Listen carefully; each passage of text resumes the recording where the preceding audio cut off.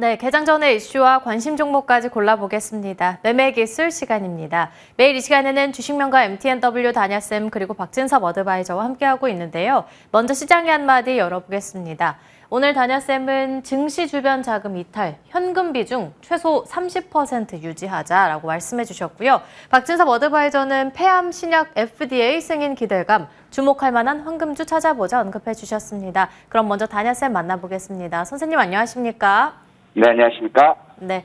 간밤 미증시의 경우에는 금리 인하와 경기 둔화에 대한 우려가 맞물렸고 여기서 또 엔비디아가 급등하는 흐름을 나타냈습니다. 어제 우리 시장에서도 대형주들을 위주로 해서 급반등하는 흐름을 나타냈는데 이 연속성을 과연 오늘도 이어갈 수 있을까요? 자, 아무래도 이제 엔비디아는 이제 새로운 AI 반도체 칩 출시에 대한 기대감으로 인해 상승을 보였고요. 국내 같은 경우는 전일 통해 유전 개발에 대한 기대감, 이것이 이제 새롭게 시장의 화두 섹터로 등장하면서 반도체와 함께 지수 상승을 견인하는 그러한 모습들을 보여줬어요. 미국 역시도 이제 금리 인하에 대한 기대감들로 인해서 상승하는 그러한 기조를 보여주고 있지만, 자, 궁극적으로 지금은 이제부터 우리가 주의해야 될 거는 경기 둔화, 이 부분이 결국에는 시장의 메인 이슈로 부각되지 않을까 이렇게 생각되고 있고요.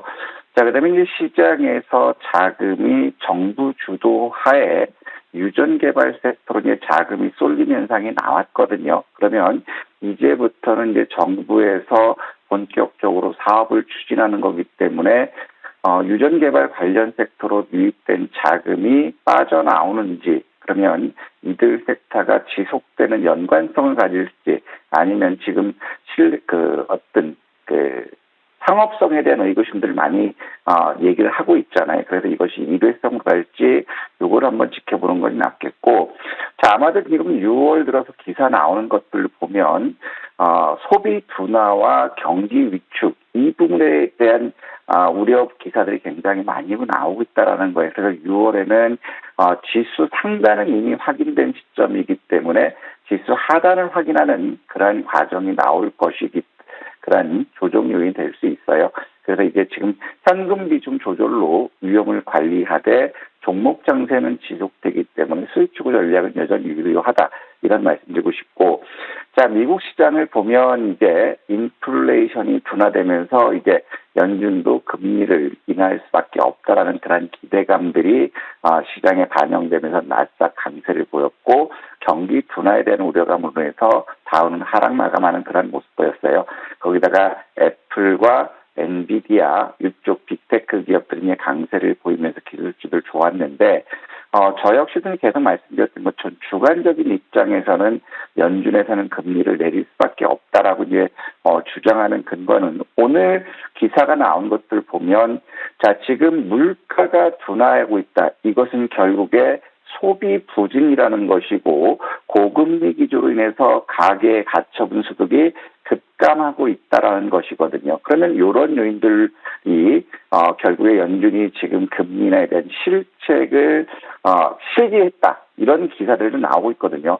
아울러서 지금 제조업도 1년 내 최저 신규 주문을 기록됐고, 또 다우 같은 경우는 이제 벅셔에서에 대한 전산 표기 오류, 이 부분으로 인해서 한때 매도가 중단됐고, 특히 이제 미국도 보면 정치가 경제를 뒤따라가지 못하는 양상을 보여주고 있어요.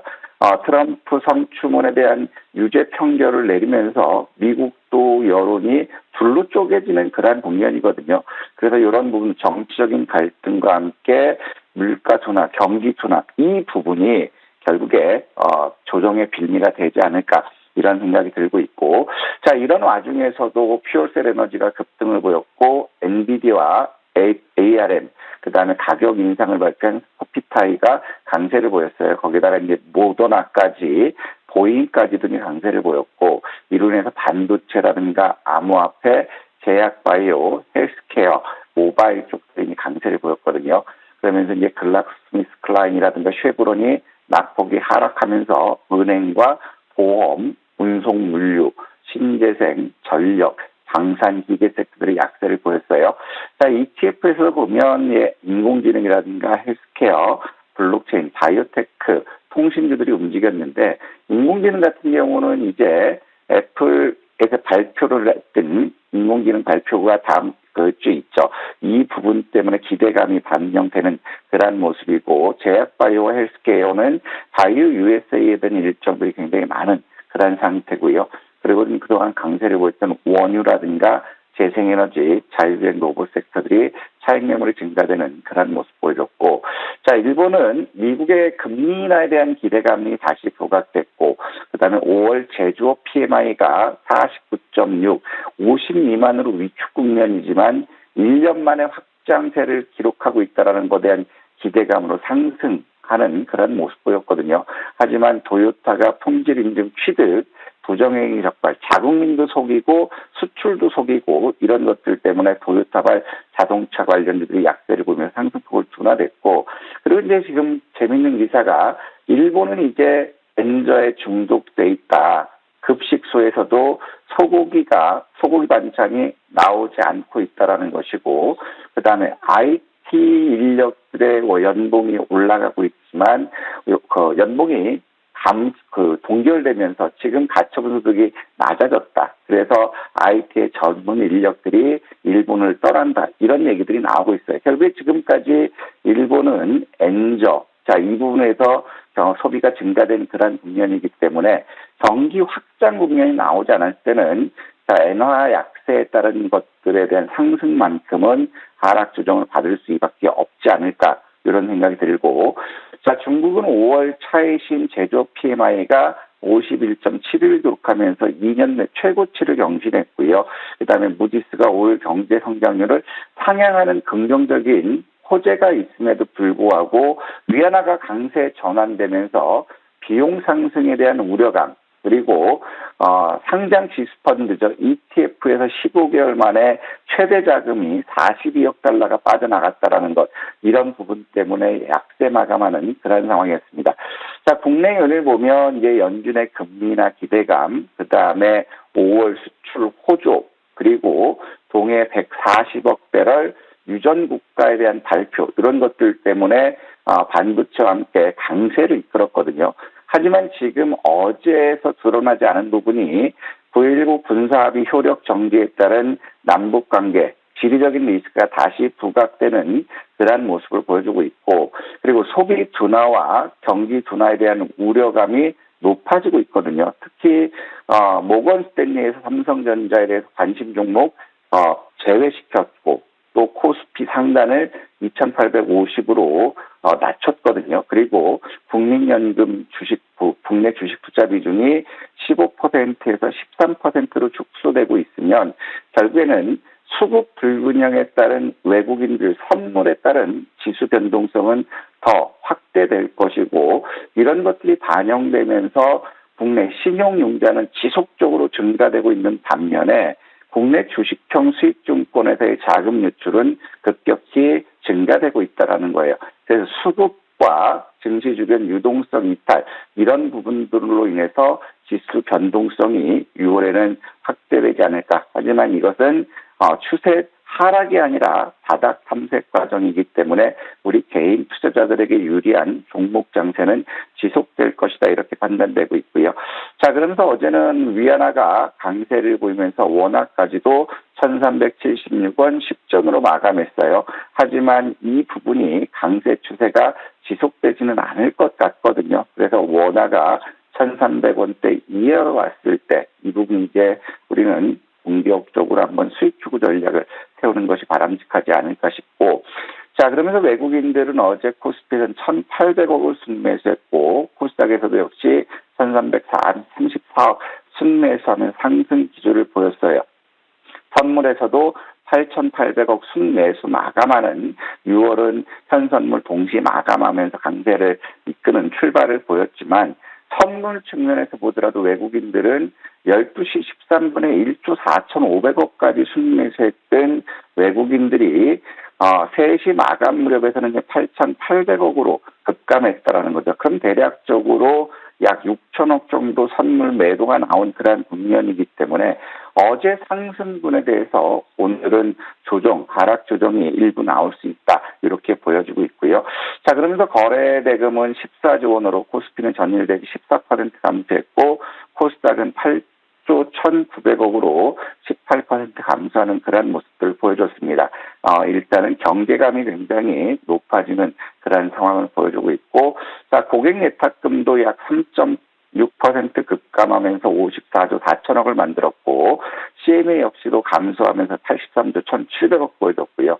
마켓머니 펀드 역시도 5조 4,100억이에요. 그래서 202조 원으로 급감하는 그런 모습인데, 자, 오늘 발표한 게 5월 31일 기준이기 때문에, 자, 이제 마켓머니 펀드가 210조 원대를 다시 경신하는 모습 본다면, 우리는 적극적으로 트레이딩 전략, 수익 추구 전략은 유효할 수 있다. 하지만 200억 미만으로 갔을 때는 시장의 변동성은 좀 더 확대될 수 있는 그런 상황이 되지 않을까 이렇게 보여지고 있고, 그래서 오늘 우리가 집중을 한다면 아무래도 지금 인공지능 가속기 관련주들이 오늘 이제 부각될 수 있어요. 반도체를 본다면 가속기 관련주를 이제 압축해서 보는 게 낫겠고, 자, 반면에 이제 바이오 USA 관련해서 제약 바이오라든가 헬스케어 이런 쪽들은 굉장히 긍정적이에요.